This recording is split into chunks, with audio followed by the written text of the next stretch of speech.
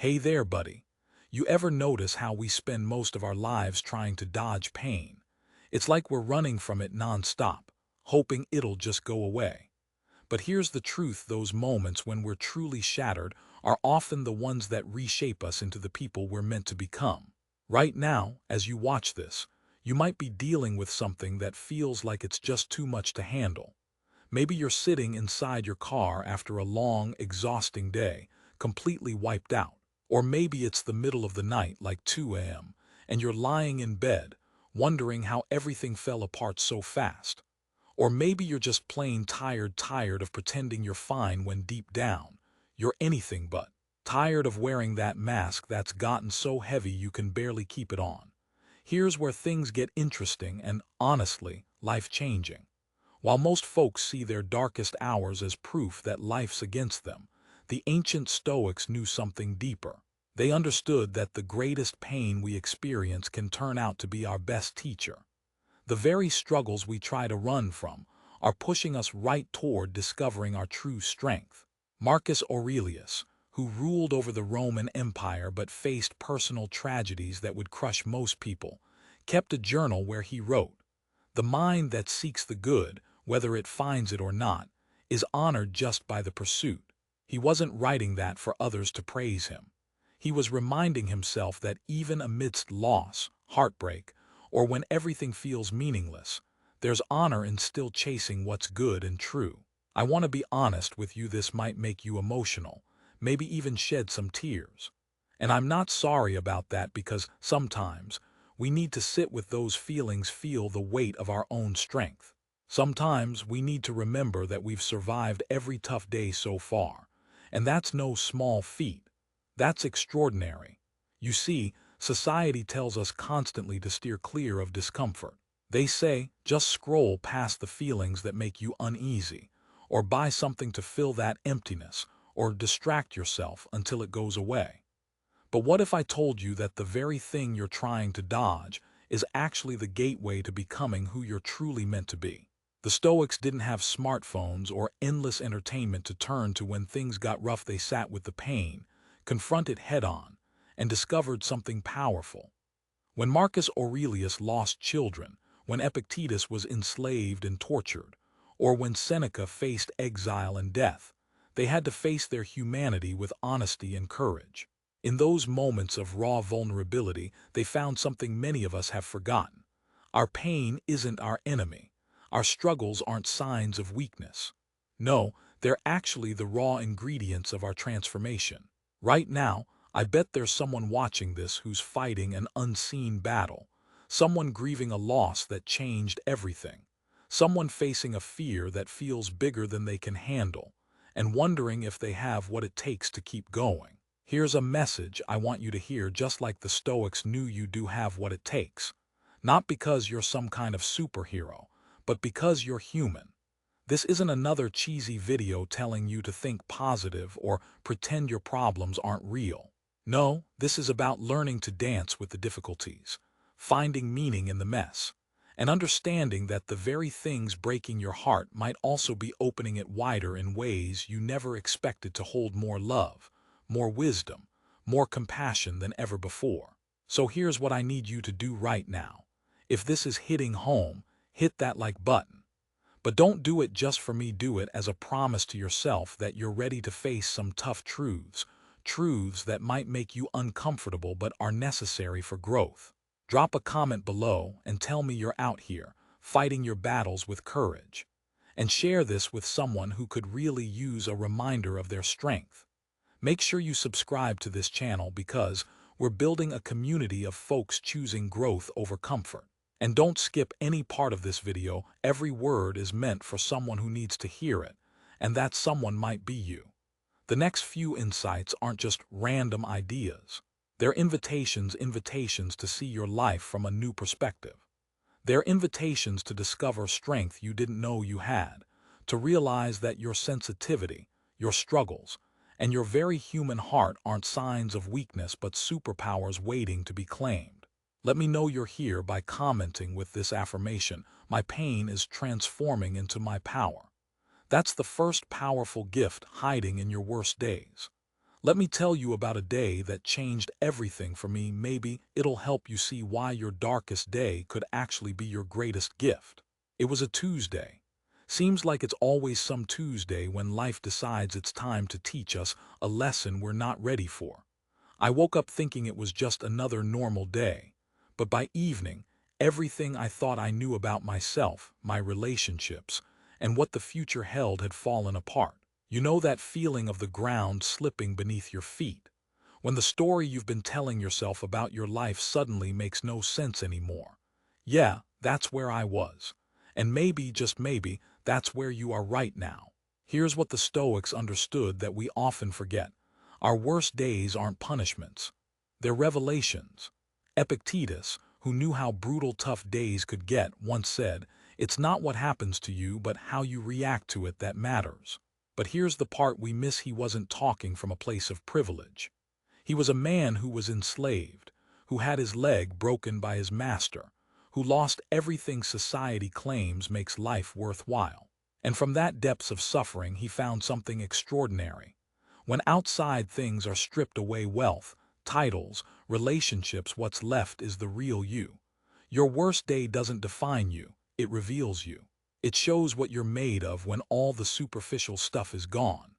I remember sitting in my car that night, tears pouring down my face, not pretty tears, but the kind that come from somewhere deep down, from your soul. In that raw moment of breakdown, something shifted for me. I stopped asking, "Why is this happening?" and started asking, "What is this here to teach me?" And that shift changed everything.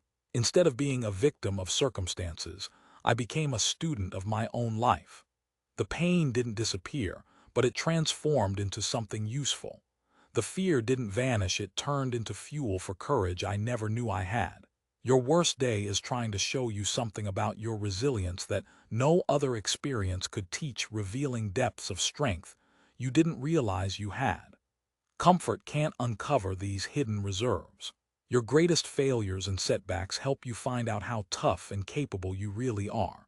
They teach you that you're not as fragile as you thought, not as powerless as you feared, and don't feel as alone as you sometimes do. Think about it. Every hero, every story that moves you, every example of human greatness has one thing in common. They all faced days or moments when everything fell apart. And they all made the same choice you're being invited to make now, to turn that breaking point into a breakthrough. The gift in your worst day probably isn't obvious at first. It's wrapped in confusion, tied with ribbons of pain, and handed to you at the absolute worst moment. Yet, inside that terrible gift lies everything you need to become the person you're meant to be. Inside is compassion for others enduring their own suffering, strength for challenges you can't even see yet, and wisdom born from walking through flames without getting burned. Your worst day isn't the end of your story, it's the beginning of something better. Not easier, but stronger. It's the chapter where you become more compassionate, wiser, more real. If you're ready to let your hardest moments teach you, leave this comment: "My worst day revealed my best self." That's the second insight. Why your sensitivity is genuinely your secret weapon. They told you, didn't they? That feeling too much makes you too emotional or too intense. Maybe they said it with concern, maybe frustration, but the message was clear. There's something wrong with being so deeply in tune in a world that loves numbness and detachment. Here's what I wish someone told you earlier: your sensitivity isn't a flaw to fix. It's a superpower you've been hiding. Seneca, one of Rome's greatest philosophers, used to write heartfelt letters that, even 2,000 years later, make people cry. He said, every new beginning comes from some other beginning's end. But he wasn't writing that from a cold philosophical stance. He was doing it through tears, through loss, through heartbreak, because only those who feel deeply understand the truth behind that quote. The Stoics weren't emotionless robots. They were the most emotionally intelligent people of their time. They felt everything, but they learned to feel without being overwhelmed. Feeling deeply doesn't mean drowning in your feelings. It means experiencing life in vibrant, high definition as opposed to a dull black and white. Your sensitivity is your superpower. It helps you pick up on things others miss. When someone's hurting, you feel it in your chest. When something's beautiful, it moves you to tears. When something feels wrong, your whole body senses it before your mind even catches up.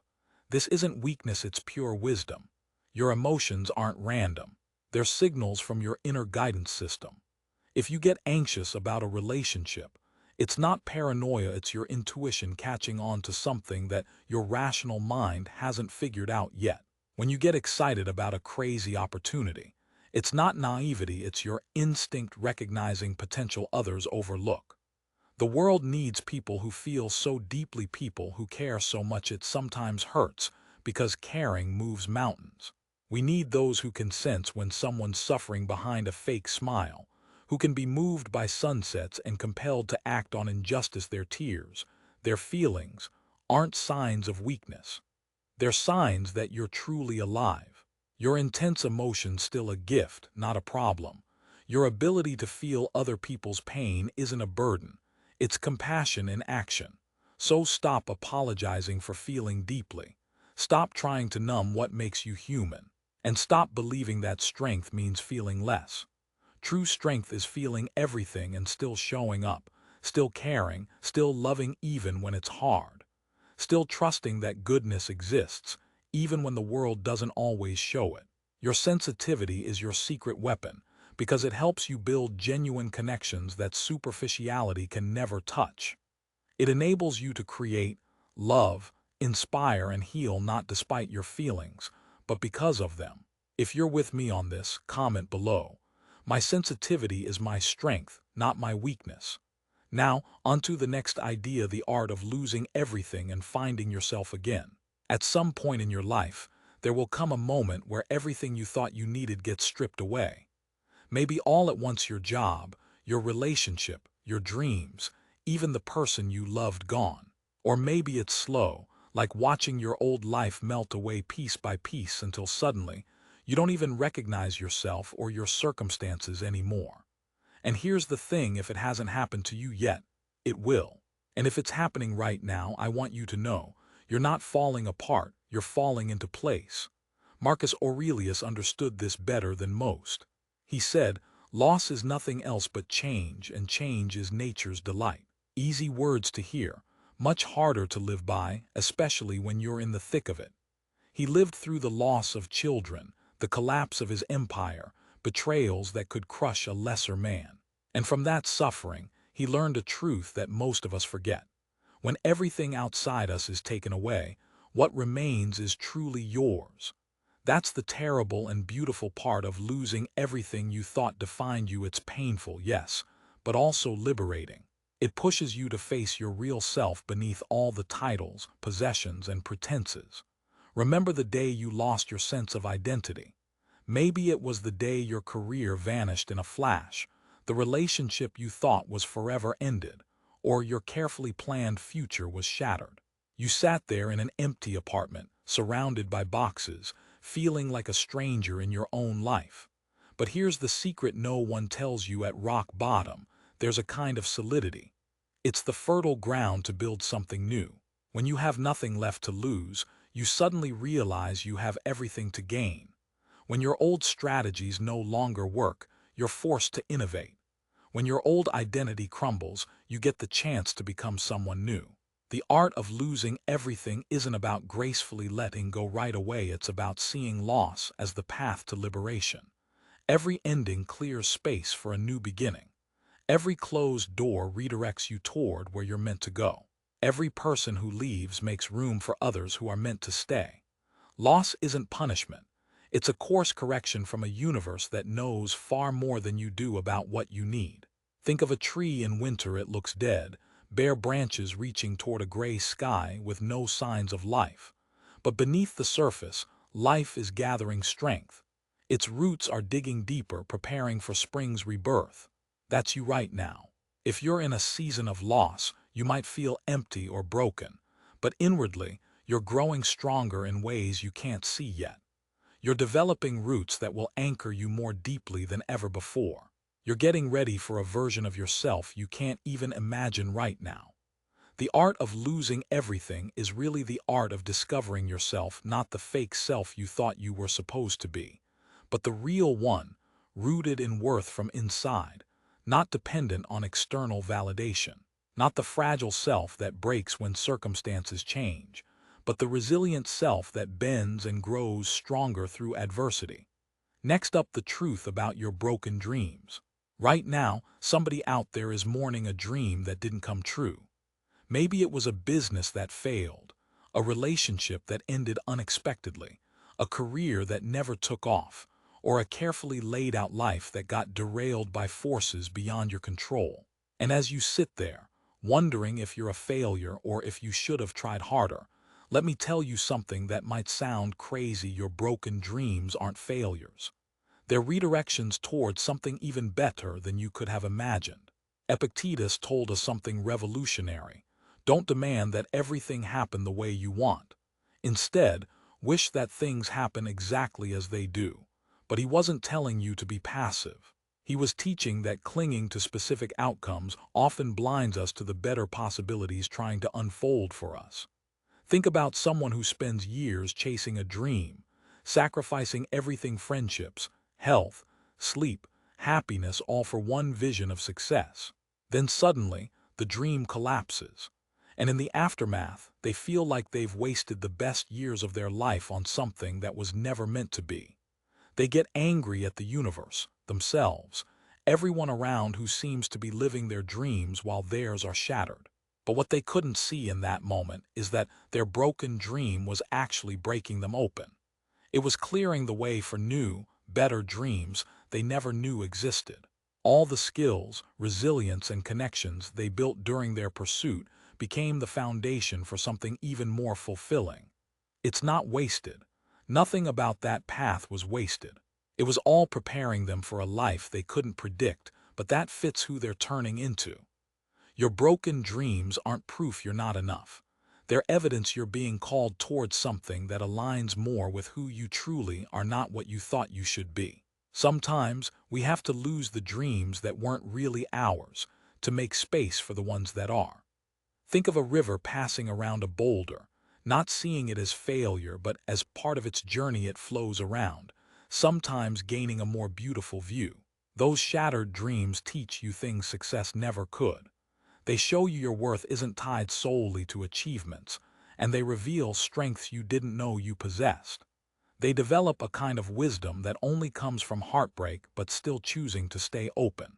Maybe the ending of a relationship was actually protecting you from settling for less than you deserve. Maybe the job you didn't get was guiding you toward work that really fuels your soul. Maybe the big dream you had was just too small for the person you're becoming. I'm not saying it doesn't hurt. I'm not saying you shouldn't grieve, feel it fully. It's part of being human. But don't let that grief fool you into thinking you're not meant for better things. Remember, broken dreams are compost for new ones that fit you better, that honor your growth through pain. Trust the process, even when you can't see the whole picture.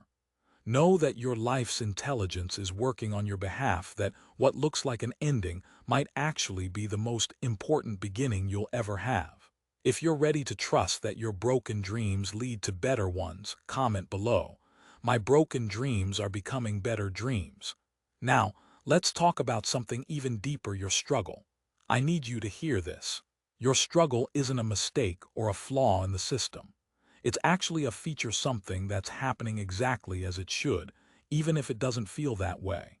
We live in a world that treats struggle like something to be cured and eradicated fast. Take a pill, buy a quick fix, think positive, manifest what you want, all to get rid of the pain. But what if I told you that the very thing you're trying to escape is actually sacred? The Stoics had a concept called amor fati, which means love your fate. Not just tolerate it, not just accept it, love it. Marcus Aurelius said, accept the things to which fate binds you and love the people with whom fate associates you. Basically, our struggles aren't random punishments. They're carefully placed lessons. I remember a friend going through a divorce after 2 decades of marriage. She kept apologizing for crying, saying she should be stronger, blaming herself. And it hit me hard we've been taught to hide our pain instead of respecting it. Your struggle is sacred because it's transforming you into someone who couldn't be built any other way. That anxiety, it's teaching you empathy. That depression, that heavy weight, it's deepening your capacity for joy. That heartbreak, it's opening you to love more than you ever thought possible. Every person who's ever made a real difference in this world, healer, teacher, artist, leader, they all faced moments of despair, doubts, and even giving up. And they discovered that their struggles were what qualified them, not weaknesses, but badges of honor. You can't comfort someone else's darkest night if you've never been there yourself. You can't guide through grief if you've never lost something precious. And you can't inspire others to keep going if you've never wanted to give up yourself. Your struggles are your credentials, your wisdom, your badges of honor. They're what makes you qualified to help others. And the best part, you get to decide what they mean. You can choose to let it make you bitter, or let it make you wiser. Let it close your heart, or open it even wider. Your struggles are also temporary, not in the sense they'll vanish overnight, but because they're always changing, growing, moving, transforming you into someone new.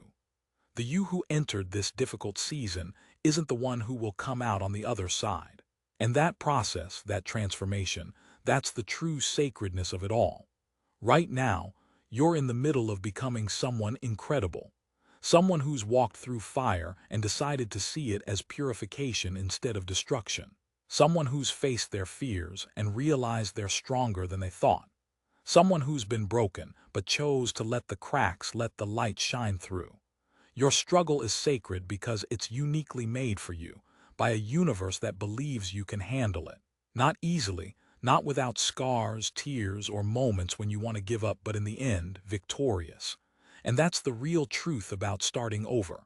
Sometimes it's not about failure, it's about growth. It's about realizing that we're always evolving, always beginning again. So if you're at that point where everything's falling apart, or maybe already in that place, know this: you're not losing. You're making room. You're clearing the way for the next chapter, for your next version of yourself. It's about trusting that even when the old has crumbled, something better can rise in its place. It's the art of seeing every ending as a new beginning, every loss as a seed for new growth. And if you're ready to see your struggles not as obstacles but as opportunities, comment below. I am not broken, I am breaking open. Because when you change your perspective like that, everything shifts. You become someone who's not just surviving but thriving, reborn, stronger and more alive than ever before.